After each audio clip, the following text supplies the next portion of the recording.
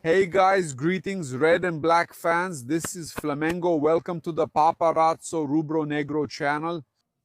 If you're just arriving, I invite you to follow, like, and share on all platforms. If you're on YouTube, I invite you to subscribe down below, turn on notifications, hit the bell, and leave a nice like on the video.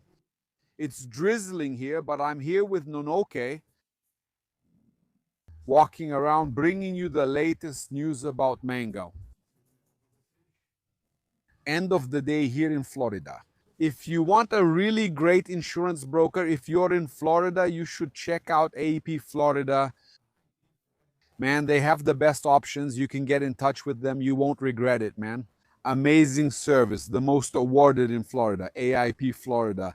Also, let me remind you that you can dollarize your assets and invest or even live in Florida with Vivi Homes. Orlando, just call her. If you have this dream, call her, ask how it works. You can do it. She'll give you the best options for you to check out. Here in Florida, actually right near me, there are a lot of interesting options. It's a good time.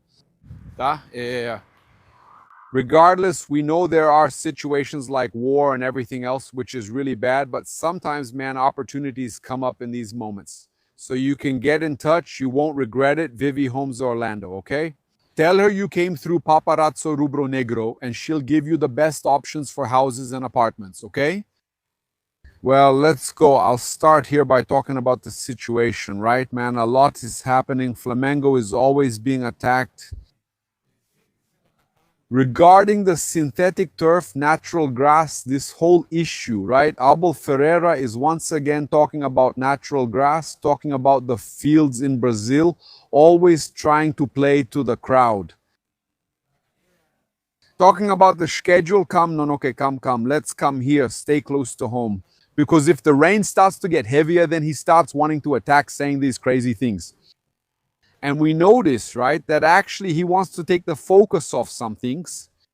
But I thought it was interesting for us to talk here about a situation related to this, that Flamengo is having great success against teams that have synthetic turf. Okay? Flamengo has an amazing record against Palmeiras at Allianz, and Flamengo has 11 wins in 12 games against Botafogo when playing at Engenhão. Ou seja, Flamengo has the right to complain, and they are right to do so when it comes to synthetic turf. Flamengo is right and can complain. Why? Because they do well on synthetic turf. They perform very well on synthetic turf. So every complaint that Flamengo makes is justified. Because if it were something like, oh, Flamengo does really badly, they're doing this to benefit themselves. No, Flamengo, they do this precisely because they know they can complain because they do really well on synthetic turf. Actually, right, we've been following the news, man. Look at that. Leonardo Jardim explained the reason why Flamengo dominates Botafogo on synthetic grass. I can't analyze games I haven't seen, but it must be because of the quality Flamengo has shown in recent years compared to Botafogo. This game, besides being a derby, is an important match. We had the difficulty of playing 3 games in 7 days while the opponent played a Libertadores match, okay? So it's important for us to talk about this. Look, our level of fatigue was higher. Ideally, we would play tomorrow, but that wasn't possible. That's why we rested Arrascaeta, for example. And they were tough matches. Thankfully, everything went well. We achieved our goals. But he's talking about Flamengo's quality. So Flamengo has the quality and the right to complain. Leonardo Jardim is honest when talking about the synthetic pitch, while we see Abel Ferreira talking nonsense. If you want to win on any field, you have to invest, you have to have quality, you have to have a good squad, which is what Flamengo has, right? Botafogo has only 1 win in 12 games against Flamengo. So guys, honestly, okay, I can see Flamengo, fighting against something they're not benefiting from. Maybe it's actually better for the teams they're up against if they don't use synthetic turf anymore, if they have natural grass. Maybe they even have a better chance against Flamengo on natural grass than on synthetic turf. The thing is, it's bad, man. Oh, but there's no proof that synthetic turf is bad? Of course it is, man. If it wasn't, Flamengo wouldn't be resting their players. De La Cruz can't play. There are several players who can't play. There are players who have contract clauses around the world, contract clauses that say they can't play on synthetic turf. And then these guys come with this talk that synthetic turf is good, that it's just as good as natural grass. Oh, Abel Pereira, give me a break. Are you trying to take the focus off these games? That's when Palmeiras gets the advantage. Every time, look, man, pay attention. Every time Palmeiras is favored by the refereeing, Abel talks about the field. Abel talks about the schedule, right? He's always trying to turn the situation around. He always tries to turn the situation around. Have you noticed that? It's complicated, man. It's complicated. Abel manipulates the media. He manipulates everyone. He and Leila Pereira herself with their statements, man, you know. Leila Pereira too, she loves doing these things, just talking all the time. For example, now they've made up that Palmeiras is the best, the most expensive squad. Now the São Paulo press only talks about that Palmeiras has the most expensive squad in the Americas. They did some calculation there about the squad. That Palmeiras squad is more expensive than Flamengo's and everything. They did that calculation. Not sure if you saw it. I didn't share this news on my channel because I find it so ridiculous. For me, Flamengo's squad is much stronger than Palmeiras. This adds more responsibility. Great power comes with great responsibility, as we say. When you have a stronger squad, you end up having the obligation to win more. And then they say that, and that's it. Palmeiras didn't have not a single player called up to the Brazilian national team. There was, let me put it this way so it doesn't sound too obvious. There wasn't a single player called up to the Brazilian national team, but come on, but there was Endrick. Endrick isn't anymore. Flamengo also had Vinny Jr. and there was Wesley. And there will still be Paquetá and Pedro. I'll talk about that now. The squad is so good that Flamengo has players called up to practically every national team. Rossi there also deserved to be called up. And man, these guys keep doing this. Always this little thing, you know? This manipulation, and then I saw Flamengo fans, commenting here. But it was good for Palmeiras. Because Palmeiras won't have any players called up, and the players will be able to train during the international break. Everyone will be able to train during the international break, and they'll be rested. And Flamengo still has a chance of having an injured player. People are complaining that Flamengo could have an injured player, right? But that's a risk, isn't it? It's a risk we always have. There's no way you can try to have your assets appreciate. Look, isn't Palmeiras the best squad, the most expensive squad in South America? With no players called up, so what? Do the assets keep the same value, or will Flamengo's assets, since all their players are called up, be worth more? I might be talking nonsense. Honestly, I don't think so. I want your comments because, man, if the players are called up, they're more valued. Palmeiras players aren't being called up. Oh, but is that good for them? It might be good if it prevents injuries, especially since you'll be training and building chemistry with Palmeiras players. Even though fans complain they're not playing well, man. With the World Cup coming up, man, and the international break is here, the league games will stop. There would only be training. Honestly, I don't think there's any disadvantage, man. Oh, but about getting injured, you can get injured even during training, man. In fact, Pedro got injured while training with the national team. You can get injured during training, you know? That's true. I think even with Ancelotti's training, I've noticed fewer injuries than with some other coaches of the Brazilian national team, okay? With Ancelotti, I've noticed that fewer players have been getting injured, but the risk will always exist, guys. The risk will always exist. But if you're valuing your assets, what are you going to think is bad about that? You're valuing your assets, man, so I think it's important. And following this line of thought, talking about valuing Flamengo's assets, let's go Mengão. Come on, only Mengão has players on the national team. Palmeiras has 0. We're in this together. Palmeiras got 0. Did you see?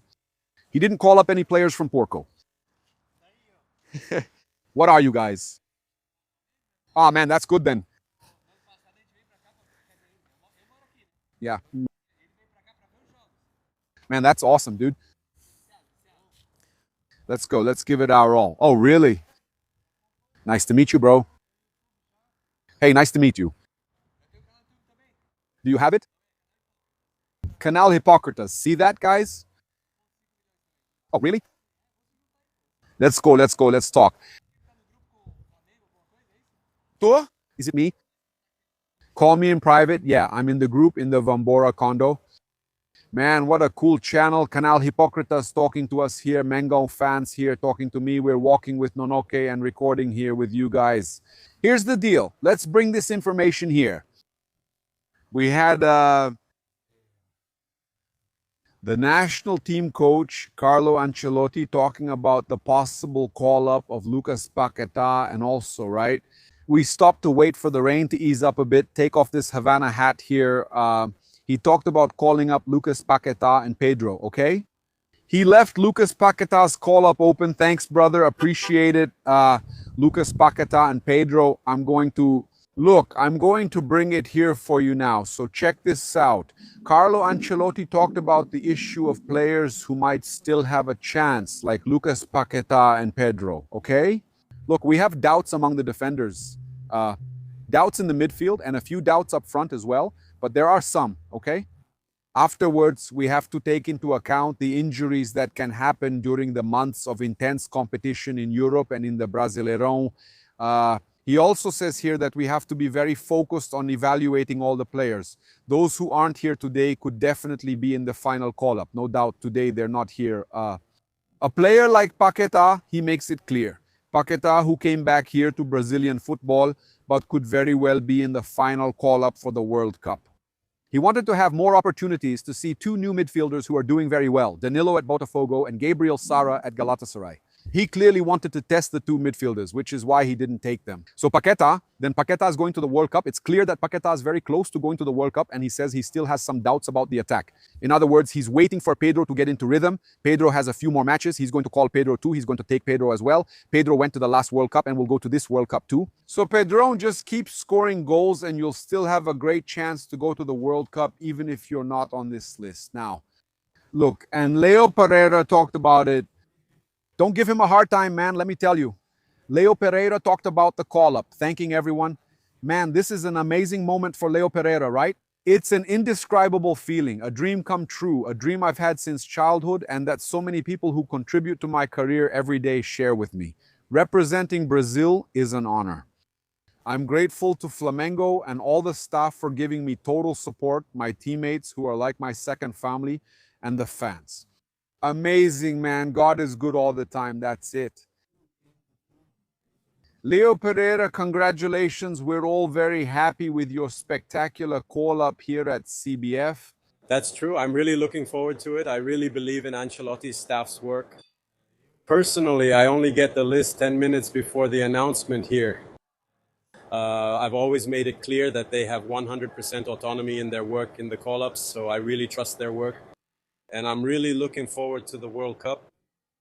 I believe we're going to reach our goal, and we're counting down the days. President? As a fan, was anyone missing from the list? Do you have any criticism for Mr. Ancelotti? No, that's 100% up to him. What I asked of them was for us to become world champions. So once again, I really trust the work and the call-up that's being done. I really believe in it.